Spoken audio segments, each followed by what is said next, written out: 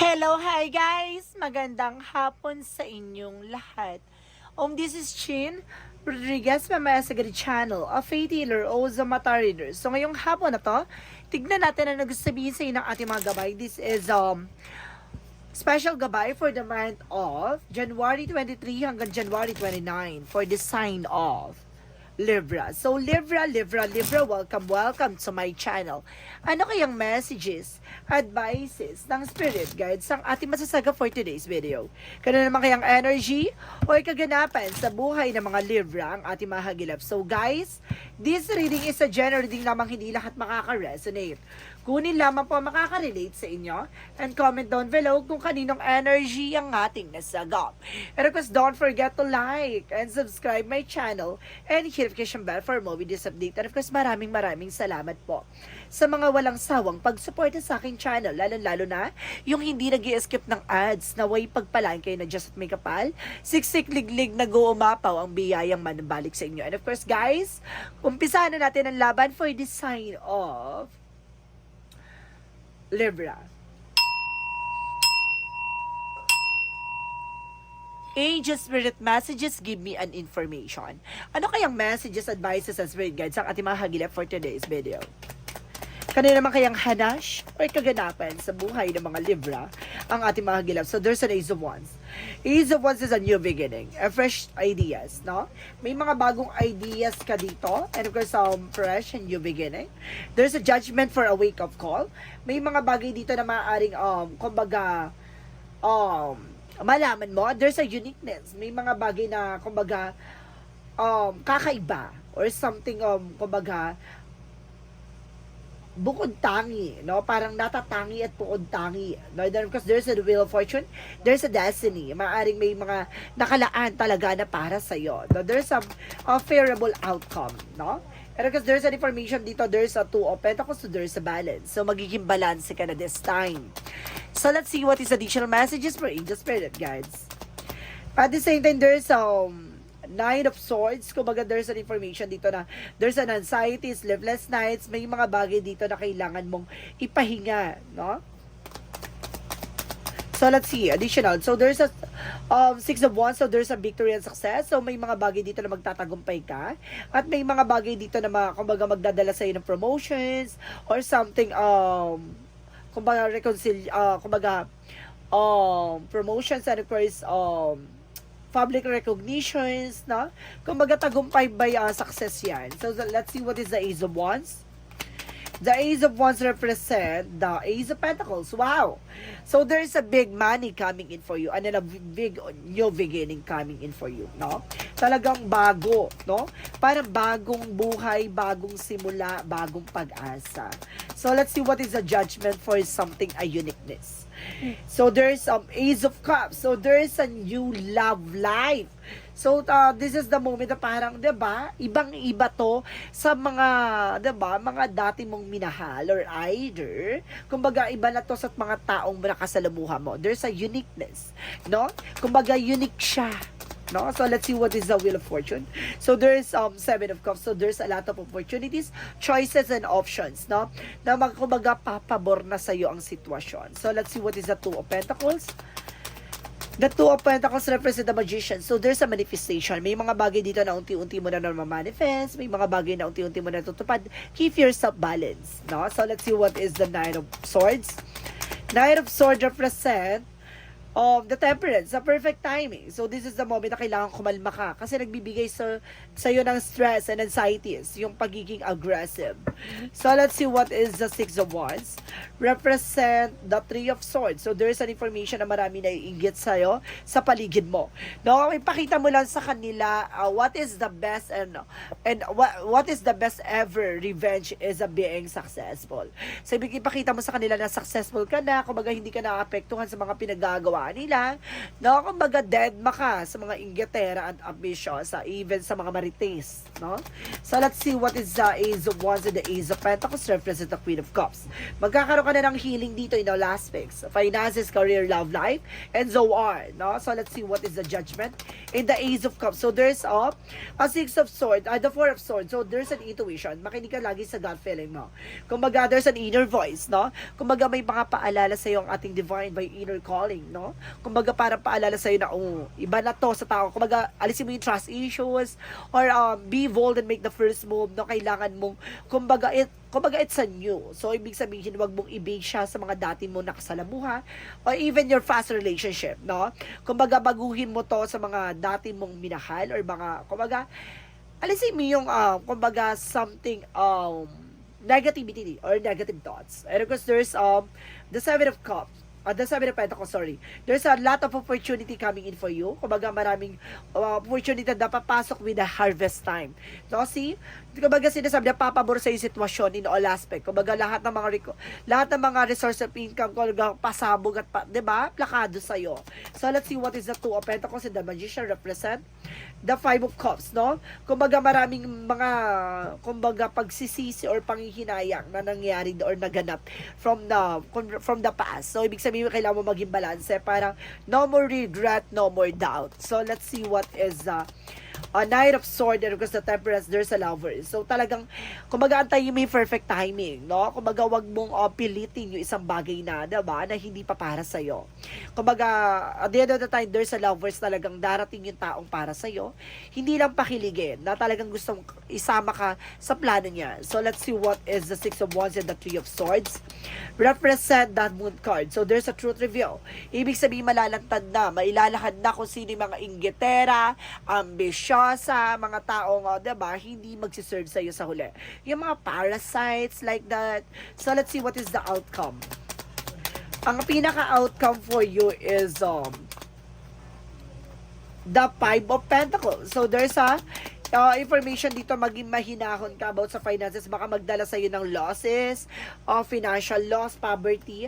There's a Four of Cups na re-evaluate or analyze, no? Bago mo tanggapin yung isang offer, kailangan mo munang i-analyze or something visualize. Para, kumaga na sa ganon, hindi ka mapunta or hindi ka mapag-iwanan or something, kumaga abandonment. And the Hangman is a sabot, kumaga, the Hangman or kasi parang feeling isolations, no? Kumaga hindi makakilos, hindi ka makakagalaw. So, ibig sabihin nito, kumaga kailangan mo muna pag-iisipan yung lahat ng mga decision mo, lahat ng mga bagay na gagawin mo. So, let's see what is additional messages for career. For your career is the Three of Cups. So, there's a celebration coming in for you. May mga celebration dito. And the Three of Pentacles, there's a collaboration, commitment, no? Kumbaga, kailangan mong alamin, tuklasin, no? And kasi sinasabi sa'yo dito, guys, kumbaga, may mga celebration ka na dapat mong, kumbaga, hindihan, hindi sa lahat ng panahon na oo. And dapat alam mo yung dapat mali. So, let's see what is additional messages. Kasi there is an information na maaaring magkosto sa failure pagdating sa business mo. So, maaaring sinasabi sa'yo dito, being wise, no? Being wise. So, let's see about naman sa love life. So, there's King of Cups. So, there's a devoted and supportive person. Itong tao na to ay mahal na mahal ka. Itong tao na to ay talagang, diba, sinusuportahan ka at iniingatan ka. IT. And because there is an Eight of Swords, no? Kumbaga nakalaya ka na from toxic relationship. And of course, there is a toxicity around you. Yun yung kailangan mong makaalis, no? Kumbaga marami kang toxic, kumbaga there's a lot of toxic friends and toxic family rather, no? And of course, there's the Full card. There's a leap of faith and new beginning. So, ibig sabihin dito, kumbaga may mga bagay na kailangan mo na lang bitawan at pakawalan, no? Kumbaga maniwala ka, there's a step by step. So, let's see about naman sa health. About sa health mo, there's Five of Wands, so there's a complication. And the Death card. O, see? About sa health mo, kumbaga mag-ingat ka, baka magkosto na ng death. No, baka may mga bagay na kailangan mong tapusin at kailangan mong tigilan, no? Maaring may mga nagkakaroon ng complication sa iyo. May mga bawal sa iyo na kailangan mong huwag ginagawa kasi baka mag-cause ng death, no? So mag-ingat ka. Parang there's a warning or cautions dito. So let's see what is the magical fairy messages. For magical fairy messages, angel spirit guides, please give me information. For magical fairy messages, So, there's a spiritual teacher. Kailangan mo ng albularyo dito, ha? There's a spiritual teacher or advices. And there's a cleansing, rather. And there's a get some exercise. So, kailangan mo na exercise. Kailangan mo magpapawis, no? Lakasan ng resistensya. There's a do some research. Kailangan mong alamin, tuklasin yung mga bagay-bagay na kailangan mo. Research. Kumbaga, bago ka magdesisyon, alamin mo muna yung magiging cause and effect and some consequences, no? So, let's see what is the yin and yang oracle card. Yin and yang oracle card, there's a changes and of course cycle. So, kumbaga, baguhin mo na yung cycle ng external because parang pili ko mababago to. There's an Ace of Earth. So, Taurus, Virgo, Capricorn. May kinalaman ka sa Taurus, Virgo, Capricorn. So, there's a North purpose. Sabi ko sinasabi dito na, alam mo dapat yung life purpose mo. At the same time, there's a solid foundation. Meron dito structure na napakalakas at napakatibay, no? Kumbaga, palakasin at pundasyon mo. So, let's see what is the romance angels. Pagdating naman sa pag-ibig, ano kayong gusto sabihin sa'yo? So, there's an honeymoon.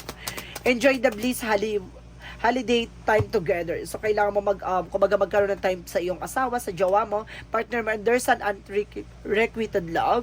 Kumbaga, meron dito paglalamig or something, there's not enough attraction. So, ibig sabihin, meron talagang coldness. So, some of you guys, parang dalawa yung energy dito. Kailangan mo talaga, kumbaga, there's an information na boring na or wala nang gana, na kailangan yung, kumbaga, bigyan ulit ng buhay ang inyong relation, no? Ang inyong relasyon. So, let's see what is additional messages. Lost land. So, there's a you done this before. Nagawa mo na to dati. So, magagawa mo to ulit. So, there's the boy. Stop. No? May mga bagay na kailangan mo itigil. Baka nagkukos yan sa iyo ng complication pagdating sa health. So, let's see what is a Monsology. Monsology represents a personal issue reaches resolution. Masusolusyonan na rin yung problema pinagdadaanan mo. And the answer you need is coming. So, nandito lang kasagutan sa iyong katanungan. So, let's see what is the energy. The energy is the Sun card. So, there's a pure positivity and pure positive outcome. At the same time, there's a door to the spirit. Bukas ang pintuan sa'yo about sa spirituality, no? Kumbaga, binibigyan ka ng, kumbaga, information. Tuklasin at alamin yung mga bagay-bagay na makakatulong sa'yo and adjusted possibilities. May mga pintuan magsasara, may mga pintuan magbubukas para sa'yo. So, let's see what is additional messages. So, there's a release by a transition. May mga bagay na kailangan mong alisin. And because there's a teacher and guidance. Binibigyan ka na ng gabay. No? Binibigyan ka ng gabay mo ng informasyon. Excuse me. Ano ba yung kailangan mong alisin at kailangan mo ng tanggalin sa buhay mo? There's a prophecy. Alam mo yung, kumbaga meron ka ng pangitain eh. Kumbaga, alam mo na yung mangyayari, no? Alam mo na yung sagot, pero hindi mo lang ginagawa. There's a prophecy. Premonitions. And there's a goddess insight. So, see? May pangitain talaga. There's an insight. So, ibig sabihin dito, binibigyan ka talaga ng signs or synchronicities ng ating angel spirit. Ipinapaalam lang sa'yo, pero nagbubulag-bulagang ka. Additional messages. Parang there's a red flag na. Parang, see, there's a judgment. So, there's a red flag. So, there's a change. May mga bagay na kailangan mong baguhin dito. May red flag dito, guys, ha. Kailangan maging maingat. Additional messages. So, there's an environmentalism. Ibig sabihin na sa paligid mo lang. And there's a speaker. Ginagawan ka ng orasyon. Ginagawan ka ng mahika nito. Palipad hangin. No, ha? So, let's see what is Archangel Michael messages. Sense of humor. So, ibig sabihin dito, panatiling positibo ka sa lahat ng mga nangyayari sa paligid mo. At the same time, there's a forgive yourself, you done nothing wrong. No? Kumbaga, patawarin mo yung sarili mo, wala kang ginawang mali. May mga tao talaga sa paligid mo na, kumbaga, limitado lang yung utak, no? Talagang masyadong maisip, or masyadong mga, diba? Kumbaga, mapanghusga. And because there's a, your home is protected by angels. No? Yung tahanan mo, protektado naman daw ng mga gabay. May mga bagay lang siguro na pinapaalam sa'yo, pero kailangan mo mag-take ng action. So, let's see what is Archangel Raphael. Listen to your intuitive feeling. So, makinig ka sa iyong intuitions. Binibigyan ka na ng angels number, angel synchronicities, angel signs. Makinig ka. No? So, let's see what is the chakra. So, there's a guilt. Itong tao na to may galit din sa'yo. At the same time, there's a destiny. So, ibig sabihin talaga nakatanda na at nakalaan to with the wheel of fortune. So, meron ditong talagang, kahit pilitin man ng pagkakataon, pilitin ng panahon, talagang mangyayari. There's a prophecy eh. So, there's a bittersweet, no? May tamis at, kumbaga may pait at tamis ng tagumpay. Hindi sa lahat ng bagay nandun ka sa part na nasasaktan ka. Darating yung araw na liligaya ka. So, let's see what is the Jesus loving quotes. Sabi dito, I am the good shepherd given his life for the sheep. So, see, ibibigay muna sa, kumbaga, yung si God kasi nilalagay ka niya kung saan ka talaga kumbaga mag-transform or marami kang malalaman at matutuklas mo yung mga bagay-bagay sa paligid mo. Kumbaga pinapalakas at pinapatibay ko dito. No? Kumbaga sinasabi dito, I am the good shepherd he given his life from the sheep. Ibig sabihin dito, dapat marunong ka magsakripisyo, no? Sa ngalan ng pag-ibig at kumbaga mga taong mahal mo. So let's see what is the angel's answer. Kasi hindi yan ibibigay ni God kung hindi yan para sa'yo. At hindi rin yan ibibigay ni God kung wala kang makukuwang lesson dyan. Diba? Alam ko baga, sinasabi dito, ay a good shepherd, the good shepherd given his life from the sheep. Kumbaga, binibigay ni God yung mga bagay na talagang makakabuti sa'yo at magbibigay sa'yo ng, kumbaga, pagbabago at kaalaman. Nang sa ganun, tutuklasin mo at aalamin mo yung mga bagay na, kumbaga makakapagpaingat sa'yo or may mga bagay na kailangan mong iwasan. Diba? There's a year from now, so may mga bagay daw na ngayon taon na to ay mangyayari na. So, there's a remain positive. Kailangan mo maging positibo sa lahat ng panahon, sa lahat ng pagkakataon. There's a romance.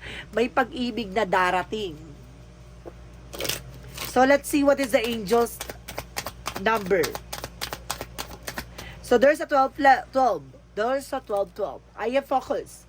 Stay focused on your best possible future and remain optimistic throughout the entire journey. Your angels are right behind you as you turn your dreams into reality. So, ibig sabihin dito, ginagabayan ka ng ating poong may kapal, ginagabayan ka ng ating angel spirit sa lahat ng mga gusto mong gawin sa buhay mo. No, lagi lang nakaagapay sa iyo ang ating mga gabay. May mga bagay lang siguro na kailangan mong pag-ingatan at may mga bagay lang dito na kailangan mong solusyonan at kailangan mong resolbahan, no? Kailangan pa rin, kumbaga lumapit ka sa ating poong may kapal, kumbaga ilayo ka sa mga bagay na alam mong hindi makakabuti sa iyo, parang ganon. So, let's see. What is the messages of life? So, there's remain in the light. Today, I observe, I take to think calmly and wisely. I go forward with complete confidence knowing I will succeed. No matter what happens today, I will remain in the light. I will maintain my faith and equilibrium. In this way, I nurture my soul becomes strong and steady representative of the light. So, ibig sabihin nito, sinusubukan ng pananampalataya at sinusubukan ng tiwala mo. Dahil, kumbaga, tinitignan ka niya kung matutokso ka o kumbaga lalapit ka ba sa mga bagay na makakasira sa iyo. So, may mga bagay dito kailangan mo tuklasin, alamin at palakasin. At may mga bagay dito at pag-ingatin, no? Kumbaga sinasabi dito kung ano man ang binigay sa iyo, binibigyan ka ng opportunity ni God, no? Para 'di ba, ma-develop at lumakas ka at patibayin ka sa lahat ng hamon ng buhay. So this is a special gabay for the month of January 23 hanggang January 29 for the sign of Libra. So Libra, maraming salamat for your wonderful reading. So once again, this is Chin Rodriguez from my Sagre Channel, a faith healer o sa Mata Reader. Maraming salamat guys sa mga walang sawang pag-suporta sa aking channel. Lalo na hindi nag-skip ng ads.